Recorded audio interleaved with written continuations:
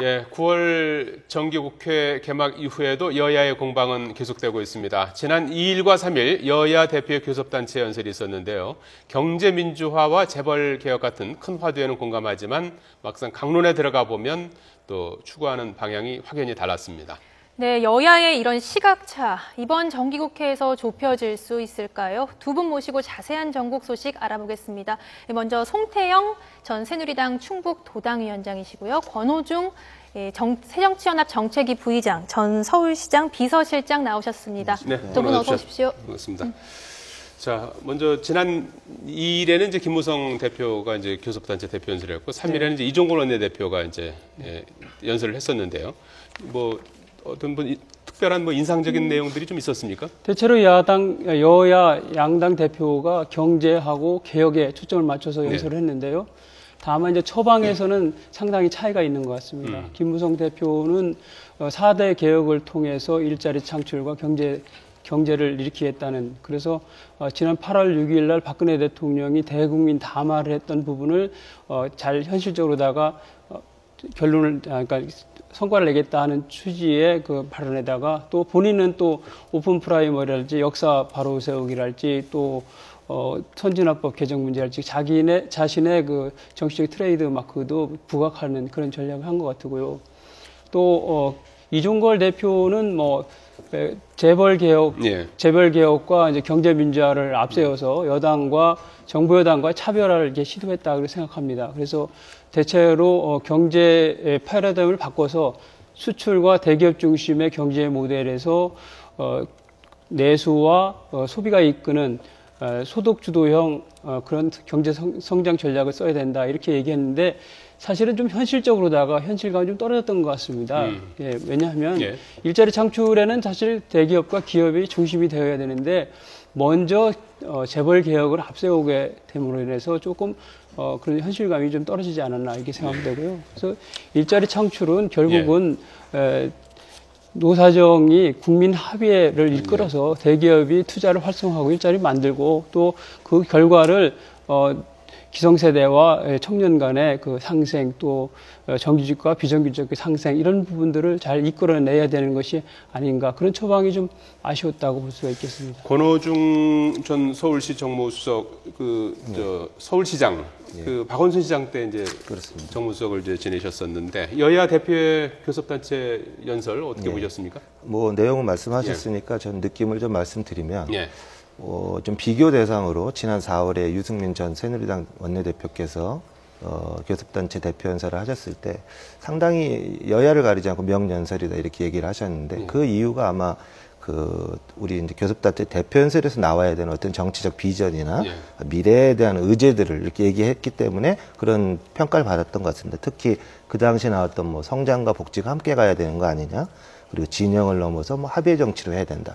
이런 의제들을 얘기하신 것에 대해서 굉장히 평가가 좋았다고 생각하는데 이번 여야 대표 연설을 보면 그 기대에는 좀 못 미치지 않았나 생각을 합니다.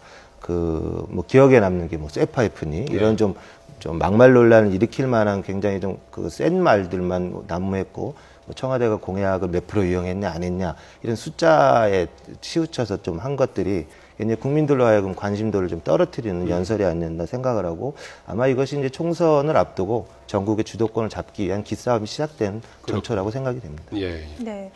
언뜻 보면은 두 대표의 연설이 큰 부분에서는 개혁이다, 재벌 개혁도 얘기를 했고요. 비슷한 것 같았는데 사실은 자세히 보면 좀 확연히 달라요. 그래서 김무성 대표는 재벌 개혁의 필요성을 얘기하면서 반기업 정서로 변질돼서는 안 된다고 했고요. 이종걸 원내대표는 또 법인세 인상을 얘기하기도 했습니다. 그래서 정기국회 내에서 4대 개혁 추진하는 거 쉽지 않을 것 같은데 어떻게 보십니까? 저는 역설적으로 이번에 정기국회에서 4대 개혁이나 재벌개혁 이런 부분들이 잘 처리될 것으로 이렇게 생각이 됩니다. 왜냐하면 대체로 전망하기를 정책이나 전국 운영과 관련된 시각차가 워낙에 크고 또 19대 총선 마지막이고 내년 총선 앞두고 기싸움을 해야 되기 때문에 대체로 파행적인 국회를 이렇게 상정하고 있는데요. 저는 역설적으로 선거가 앞에 있기 때문에 국민을 보는 정치를 하지 않겠나. 국민이 뭐를 원하는지, 그러니까 경제를 살리는 그런 쪽으로다가 정치권이 노력을 해줘야 된다는 그런 쪽으로다가 요구하지 않겠습니까? 그러다 보면 여야 간에 거기서 공통분모가 생기고 그러면 합의에 이르지 않겠나 하는 생각이고요. 예. 그래서 지금 이제 여론을 중심으로 하는 정치를 이제 하고 있는데, 지난번에 아마 8월 6일 날 대통령께서 대국민 담화를 하는 것도 아마 그런 여론을 통해서 정치권을 압박하는 이런 전략을 쓰지 않았나 이렇게 생각됩니다. 예. 4대 개혁이 잘 될 수 있을 거라고 봅니다. 예. 뭐 잘 될 걸로 보인다. 국민을 바라보는 이제 정치를 할 것이기 때문에 오히려 법안 처리가 잘 될 걸로 이렇게 본다, 이렇게 낙관하시는데요. 아, 저는 뭐 생각이 좀 다른데요. 예. 뭐 잘 됐으면 좋겠습니다. 그렇지만 현실적으로 보면 정부 여당이 추구하는 노동개혁 등 4대 개혁이라는 게 야당과의 공론을 통해서 합의된 내용들이 아니고 일방적으로 밀어붙이기 아니냐라는 의심이 있는 거고요. 예. 그리고 지금 김무성 대표 여당 연설에서도 보셨듯이 그 노동개혁을 얘기하면서 양념 정도로만 재벌개혁을 쳤단 말입니다. 예. 그럼 재벌개혁을 실질적으로 하겠냐라는 그런 그 생각은 별로 없는 것이 아닌가라는 게 야당의 생각이고요. 예. 그것에 대해서 이종걸 대표가 원내대표로서 이제 대표 연설을 했을 때는 오히려 이걸 받아서 원천적인 순환 출자 금지를 해야 되는 거 아니야, 이런 식으로 센 내용들을 얘기하면서 김무성 대표에게 함께 갑시다 얘기했지만 실제 함께 갈 수 있는 내용은 아닌 거죠. 네. 그래서 제가 보기에 이런 시각차가 큰 상태에서 정기국회에서 이런 4대 개혁들이 입장차들을 좁히고 합의될 수 있을 것인가라는 것에 대해서는 약간 좀 의문을 갖고 있습니다. 한 가지만 좀 덧붙이면은 지금 야당에서 지금 의미하는 재벌 개혁의 어떤 핵심은 어떤 걸 말씀하시는 건가요? 어쨌든 지금 현상적으로 나타난 여러 가지 재벌 오너들의 법인세 인상도 있고요. 예. 순환 출자로 인한 일부 지분을 갖고 지배하는 이런 문제들, 이런 원칙적인 문제들에 대해서 강도 높은 어떤 규제나 법안 개혁들을 통해서 재벌들을 정부가 좀 관리를 해야 된다, 이런 생각들을 하는 거죠. 알겠습니다. 네, 이 대법관 임명 동의안 좀 지금 지연이 되고 있고요. 그리고 2014년 회계 결산도 지금 법정 처리 시한은 넘긴 상태예요. 네, 이 때문에 맞습니다. 새누리당에서는 원포인트 국회를 빨리 열어서 일단 급한 불부터 끄자라고 하고 있고요. 일단 협상은 시작된 상태인데 새누리당에서는, 새정치연합에서는 특수활동비 문제로 조금 같이 가야 된다, 이런 입장이죠. 어떻게 지금 원포인트 국회 어떻게 전망하세요? 저는 원포인트 국회는 잘 안 될 것으로 이렇게 봅니다. 왜냐하면 정기국회를 앞두고 기싸움적 그런 성격이 이제 강하거든요. 그래서 아무래도 이제 야당 입장에서 보면 이게 급하다고 생각하지 않고, 또 그래서 이걸 고리로 해서 유리하게 정기국회를 이끌려는 그런 포석이 있지 않나 이렇게 생각됩니다. 네. 다음 주 초에 원내 그렇죠. 부대표들의 모임이 있다고 하는데, 만남은 있습니까? 판가름 나겠죠. 7일 날 아마 얘기가 있는데, 제 개인적인 견해로는 여당이 요구하는 결산안 처리나 경제활성화 법안 처리, 이런 것들은 의제에서 아마 빠질 것 같습니다. 네. 되더라도 만약 원포인트 본회의가 열린다면 대법관 임명 동의안 정도가 가능하지 않을까 생각을 하는데, 잘 아시다시피 여야 정치인들이 이렇게 소위 호들갑 떨고 이런 말들, 굉장히 바쁘다, 시한을 넘기면 안 된다, 이런 말들을 하지만 실제 내부적으로 보면 이미 그 결산안 처리 법정 시한도 지났고요. 그럼 언제 연내에 하는 게 맞고, 지난 4년 동안 한 번도 결산안 처리가 제 법정 시한을 지킨 적도 없고, 그러면 서로 간에 지금 아쉬울 거 없는 상태거든요. 네. 그래서 원포인트 본회의가 열릴 것인가라는 것에 대해서는 저도 약간 좀 두 분 다 회의적인 시각이시네요. 특수활동비 문제를 놓고 지금 얘기를 듣기에 이제 거기에 소위를 구성하자, 이렇게 법적으로 이제 불가능하다, 이렇게 서로 이제 여야가 대립되고 있는데, 지금 그건 어떻게 지금 진행되고 있습니까? 지금도 야당에서는 계속 특수활동비 소위 개설 문제를 연기하고 있는데, 일례로 제가 이제 신문을 보니까 한백리서치라는 어떤 여론조사 회사에서 여론조사를 해본 결과 응답자 60%를 상회하면서 국가기관의 특수활동비를 국회에서 검증해야 된다. 당연히 찬성하겠죠. 이런 조사 결과가 있는데 야당에서 그것을 물러서지는 않을 것 같습니다. 네, 근데 반면에 새누리당은 특수활동비의 절반이 사실은 국정원 정보기관 예산인데 그거를 공개하는 거는 말이 안 된다, 이런 입장이거든요. 특수활동비 자체가 대체로 이제 국가적으로다가 기밀을 요구하는 그런 정보나 수사 이런 데 직접적으로 쓰이는 것이 대부분이지 않습니까? 그렇기 때문에 원래 이제 특수활동비가 계상되는 그런 원래 취지를 좀 살려야 된다는 그런 차원에서 아마 접근하는 것 같고, 다만 이제 새누리당도 투명성과 이 집행의 투명성 또는 관리를 좀 강화해야 된다. 그래서 국민적인 시각에서 봤을 때 합리적이다. 이런 정도로다가 제도 개혁을 할 필요를 느끼고 있다는 거죠. 예. 다만 이것이 이제 야당에서 정치 쟁점화를 해가지고 그냥 예산결산특별위원회에서 정상적인 안건을 다루어서 개혁을 하면 되는 것을 갖다 똑 잡아가지고 그거를 부각을 시켜서 정치 쟁점화하는 것은 바람직하지 않기 때문에 지금 그렇게 하고 있는 걸로 알고 있는데 좀 여야 간에 좀 더 대화를 하다 보면 접점이 생기지 않겠나 뭐 이게 시초가 국정원의 이제 해킹 프로그램 구입한 문제도 일어난 거기 때문에 이게 사실은 이제 뭐 포괄적인 어떤 뭐 국회 차원의 검증이 필요하다 이런 차원이라기보다는 상당히 정치적인 문제인 거죠. 야당에서도 이걸 좀 그러니까 좀 내려놓기는 좀 어려운 부분이 있습니다. 네. 그래서 일단 현재까지 보면은 여야가 일단은 특수활동비에 문제가 있다라는 시각에는 좀 동의를 하는 것 같고요. 그렇습니다. 이 문제를 어떻게 풀어갈지 좀 입장차가 있는데 좀 접점을 찾을 수 있을 것 같다라고 하셨고 좀 어렵지 않을까 이렇게 보고 알겠습니다. 예. 자, 어제였죠. 새정치민주연합 이용득 의원의 쇠파이프 발언이 논란이 되고 있는데요. 김무성 대표와 박근혜 대통령에게 쇠파이프 대상이다 이제 이런 발언을 했는데 어떤 맥락에서 나온 얘기입니까?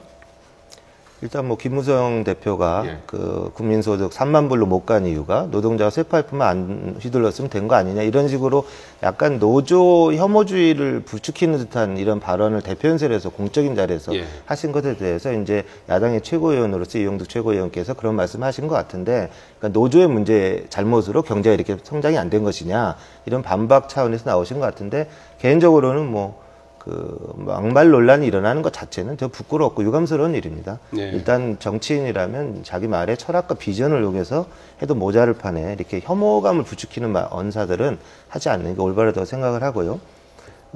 근데 이제 어쨌든 뭐 책임을 뭐 떠넘기는 차원이 아니라 일부 최고위원 말에서 입에서 나온 말보다는 사실은 공당의 대표가 공적인 자리, 국회 대표연설을 통해서 어떤 경제 위기나 뭐 침체 이런 상황들을 사회의 일부의 어떤 약자들에게 넘긴다는 그런 언사를 한 것에 대해서 뭐 응당 야당으로서는 짚고 넘어가지 않을 수는 없을 것 같아요. 근데 이제 그 표현의 도가 좀 지나쳤다고는 보이는데 그런 부분에 대해서는 여당도 좀 반성할 필요는 있다고 봅니다. 아마 그게 발언이 본회의에서 대정부 발언을 하는 그런 것이 아니라 그 후에 아마 기자간담회 적상에서 나온 얘기인 것 같아요. 근데 이제 대체로 이제 그동안 우리나라 노조가 너무 강성이고 또 투쟁 과정이 좀 나름대로 쇠파이프가 등장하고 이런 부분들에 대해서 나름대로 이제 이야기를 하신 건데 뭐 이 부분에 대해서 뭐 공감하는 국민들도 꽤 있을 것으로 생각을 하는데 좀 지나친 면도 없지 않아 있다고 봅니다. 다만 이게 그 새정치민주연합의 그 막말 시리즈는 정말 못 말릴 정도 수준 아닙니까? 지금 이용득 최고위원이 최고위원입니다. 이분이 그 대통령과 여당 대표에 대해서 모욕적인 발언을 하는 것은 정말로 이건 좀 약간 저질 정치이고 또 사과를 해야 마땅하고 사과를 요구하고 있는 겁니다. 공당이기 때문에 새정치민주연합의 품격 유지 차원에서라도 정상적으로 사과를 하는 것이 맞지 않나 이렇게 생각됩니다. 왜냐하면 이렇게 자꾸 그걸 넘어가면 새정치민주연합이 그게 이제 막말이 사실 문화가 되거든요. 그러니까 여기서 좀 잘라줄 필요가 있다. 내부적인 문제가 아니기 때문에 그렇게 생각합니다. 알겠습니다. 새정치민주연합 얘기를 좀 해보면요. 혁신안 두고 지금 당내 갈등이 가열되는 양상이에요. 안철수 의원이 당의 혁신을 실패했다. 이렇게 얘기를 했습니다. 먼저 안 의원의 발언 어떻게 생각하세요? 같은 당의 입장으로서 좀 뭐 말씀드리기 좀 조심스러운 부분이 있는데요. 1차적으로 저는 그 혁신위의 운영 방법에 오해가 좀 있지 않나. 그러니까 이게 뭐 몇 차에 걸쳐서 지금 혁신안을 발표를 하는데 그 부분이 나올 때마다 이게 뭐 한꺼번에 나오는 게 아니고 한두 번씩 나올 때마다 그 관계된 어떤 계파나 이 주요 정치인들의 입장에서 보면 유불리를 따질 수밖에 없는 이런 상황이 되거든요. 그래서 그런 운영상의 좀 묘가 제대로 안 잡히면서 그런 오해를 좀 불러일으킨 점이 없지 않나 생각을 하고요. 그럼에도 불구하고 최종적인 혁신안이 나오기 전에 유력 정치인들이 그 왈가왈부를 하는 것은 좀 자제돼야 되지 않나요? 제 개인적인 생각입니다. 혁신안이 나온 건 아니에요? 마지막 9차안이 아직 나오지 않았습니다. 10차안인가요? 아직 나오지 않았는데 일단 당의 어떤 총선 승리라든지 집권을 위해서도 그 하나의 목소리로 혁신을 하겠다고 했다면 하나의 목소리로 이것들을 의결을 하면 되는 것인데 이것이 다 나오기도 전에 이런 여러 뭐 김한길 전 대표라든지 안철수 의원이라든지 이런 분들께서 얘기를 하시는 것이 실질적으로 도움이 되냐라는 네. 것에 저는 좀 의문을 갖고 있고요. 네. 뭐 하나만 더 여쭤보면요. 이 혁신안의 내용이 뭐 일부는 좀 파격적인 것도 있고요. 한데 이게 처음에 시작할 때 문재인 대표가 정권을 줘서 혁신을 하도록 하겠다라는 취지의 말을 했어요. 그래서 네. 앞으로 이 혁신안이 어떻게 될 것 같은지도 한번 좀 전망을 해보신다면. 지금까지 혁신안이 몇 차례 걸쳐 나온 것은 주로 이제 제도적인 개선 부분입니다. 그래서 뭐 최고위원회를 폐지하고 뭐 다른 어떤 기구를 설치한다든지 여러 가지 뭐 공천과 관련된 부분도 아주 이제 러프하게나마 뭐 몇 프로를 뭐 하겠다라든지 뭐 지역위원회를 어떻게 그중에 운영하겠다. 가장 뜨거운 감자가 이 공천과 관련된 거 아니에요? 그거에 아직 안 나왔습니다. 예, 그게 이제 뭐 몇 프로로 할 것이냐 아니면 뭐 그게 아직 안 나왔습니다. 공천심사위원회를 어떻게 구성할 것이냐 이제 현역 재평가라든지 이런 뭐 비율이라든지 누구로 구성을 할 것이냐라든지 이런 가장 자기 정치인들과 관계되는 문제, 공천과 관계되는 문제가 그 도출되지 않았기 때문에 다들 설왕설래를 하는 거죠. 근데 그런 부분이 나오기 전에 또 얘기를 하는 것도 사실은 혁신안을 강제하는 부분이 있거든요. 그래서 그런 부분은 좀 자제돼야 되지 않나 생각합니다. 안철수 의원이 요즘 뭐 계속해서 작심 발언을 이제 뭐 잇따라 이렇게 하고 있는데 뭐 왜 그러는 겁니까? 문재인 대표를 좀 어떤 뭐 흔들려는 어떤 목적으로 보는 건가요? 제가 뭐 당내 모든 기류들을 다 파악하고 있지는 않지만 아무튼 구심력이 좀 사라지고 원심력이 점점 커지는 것은 사실인 것 같습니다. 그걸 뭐 아니다라고 얘기할 수는 없는 것 같고 어쨌든 뭐 문재인 대표 체제의 구심력이 약화되고 그 분당이나 신당 이 부분 원심력들이 강화되는 기류들이 있는 건 사실이고 그런 차원에서 보면 그 내년 총선을 앞두고 뭐 안 전 의원의 어떤 존재감을 좀 내세우기 위한 그 말씀이실 수도 있고 또는 진짜 뭐 충정에 의한 고언이실 수도 있습니다. 그 속마음까지 제가 알 수는 없지만 아무튼 현재까지는 이제 안철수 의원 등 뭐 유력 정치인들과 문재인 대표 체제의 공생적 협력 관계로서 유지를 해왔는데 점차 이제 혁신의 마지막 말미에 가면서 이런 균열들이 점점 나오는 것은 어찌 보면 예상됐던 일이고 자연스러운 일일 수 있겠다고 생각합니다. 네, 알겠습니다. 제가 보기에는 이제 지금 안철수 의원이 말씀하신 게 이런 거죠. 정풍운동이나 야당 바로세기 운동이 일어나야 한다. 야당이 대안 세력으로 인정받지 못하면 내년 총선 힘들고 2017년 정권 교체가 어렵다. 이렇게까지 얘기를 했단 말이죠. 그러면 이제 여기서는 이제 문재인 대표하고 같이 가기보다는 이제 본격적으로 경쟁을 좀 하겠다는 그런 취지가 아닌가 생각되고요. 또 지금 현재 이제 문재인 대표 체제에 들어오고 난 다음에 이제 국민의 이제 지지도가 많이 떨어져서 새누리당에 비해서 2분의 1밖에 안 되기 때문에 이제는 그러니까 지도력의 교체, 리더십의 보강 이런 것이 필요하기 때문에 그런 면에서 이제 기회가 아닌가 이렇게 생각된다는 취지에서 발언한 게 아닌가 하는 생각이고요. 지금 이거는 근본적인 원인이 있다고 생각합니다. 친노와 비노의 불신이 깊기 때문에 이런 것이 아닌가 생각되고요. 친노 패권주의를 계속 고집하고 있고 그 비노 입장에서 보면 우리를 찍어내려고 하는 것이 아니냐 하는 생각을 하고 있는 것 같습니다. 왜냐하면 이게 이제 혁신위가 이제 등장한 이유가 배경이 있습니다. 지난번에 4.19 재보궐선거에서 참패를 하게 되니까 문재인 대표 물러나라 이렇게 얘기했거든요. 그래서 그런 책임을 모면하는 차원에서 또 그걸 극복하는 과정에서 혁신위가 나왔는데 혁신위가 그동안 쭉 추진하는 것이 보면 이게 이제 분권을 하고 포용하고 같이 가야 되는데 이게 분열 쪽으로 가고 또 거기다가 이제 대표한테 권한을 집중시키는 쪽으로다가 계속 갔거든요. 그래서 거기서 나온 얘기가 뭐 최고위원회를 갖다가 폐지한다든지 또 오픈 프라이빗을 반대한다든지 이런 거거든요. 그래서 거대 개혁을 낸 담론은 제시하지 못하고 당내 헤게모니 싸움 쪽으로다가 치우치다 보니까 그런 불신이 많이 쌓인 것 같습니다. 그래서 이제 뭐 많은 분들이 관심을 갖는 부분이 그래서 이제 종착지가 어디냐. 지금 뭐 말씀하신 것처럼 이제 구심력보다 이제 원심력이 점점 커지고 이제 당내 갈등이 커지는 상황에서 현재 지금 유선호, 장세환 두 전직 의원이 이제 탈당을 했고요. 박주선 의원도 뭐 곧 결단한다 그러고 천정배 의원은 이제 신당 준비하고 있는 그런 상황인데 어떻게 될 것 같습니까? 좀 신당의 어떤 규모가 좀 더 커지는 쪽으로 갈 것 같습니까? 지금 현재 국면에서 보면 뭐 힘을 얻어가는 분위기인 것 같지만 그 상식적으로 보면 결국은 그 떨어져 나가는 사람들이 내년에 다시 입성할 수 있느냐, 이게 보장이 되지 않으면 예. 사실 신당이라는 것도 공허한 것이 될 수밖에 없습니다. 그래서 그런 보장들이 되는 선에서 제가 움직일 거라고 생각을 하고 현재 지금 뭐 탈당하고 이러신 분들은 대부분 전 의원들이고 현직은 아무도 나가신 분들이 없거든요. 뭐 천정배 의원도 이제 나중에 되신 거고 그런 부분으로 봤을 때 아직 서로 간에 지금 관망하는 지금 시기이고 혁신안이 나오고 당내 이 세력 갈등들이 어떻게 봉합되느냐에 따라서 그 좀 세력 그 재편이 될 것 같습니다. 마지막 혁신안이 나오는 그 시점이 이제 가장 그게 분수령이 바로 되겠죠. 새누리당 입장에서도 내년 총선이 있기 때문에 더 신당에 좀 관심이 갈 것 같아요. 어떻게 보세요? 제가 보기에는 이제 그 박지원 의원이 이제 이런 말을 했습니다. 이제 신당은 상수다. 예, 다만 이제 신당으로서 성공하려면 명분과 대통령 후보가 있어야 되는데 지금의 상태에서는 그런 것이 안 보인다, 이런 취지의 얘기를 했거든요. 그리고 또 내년도 이제 총선이 정치는 생물이라고 얘기하는 것은 뭐냐면 정권 교체나 자기 당선을 위해서 합종연행도 쉽게 하고 그런다는 거 아니겠습니까? 그러니까 내년 총선을 앞두고 야권이 어떤 형태든 힘을 합칠 가능성이 있다고 봅니다. 다만 이제 그 친노 비노 간에 이제 불신이 워낙에 크기 때문에 아마 전개에 따라서는 뭐 야권 재편이나 이렇게 소용돌이칠 여지는 상존하고 있다고 이렇게 봅니다. 네. 예, 끝으로 뭐 당내 갈등을 조금 이렇게 좀 뭐라 그럴까 이제 풀어갈 수 있는 어떤 방법이 있다면 어떤 거라고 보십니까? 어쨌거나 뭐 당내 갈등이란 부분들은 결국은 국민적 이익에 부합되는 방향으로 이제 해결이 될 겁니다. 결국은 국민의 명령을 거부할 수는 없기 때문에 그래서 어떤 계파의 이익을 위해서 움직이기보다는 국민적 명령과 이익을 위해서 움직여 가다 보면 좋은 방향으로 갈 것이라고 보고 또 내년 또 선거가 있기 때문에 그것들이 긍정적인 방향으로 흘러갈 것이라고 생각을 합니다. 예, 알겠습니다. 예, 송태영 전 새누리당 충북도당 위원장, 권오중 전 서울시 정무수석 두 분 도움 말씀 들어봤습니다. 고맙습니다.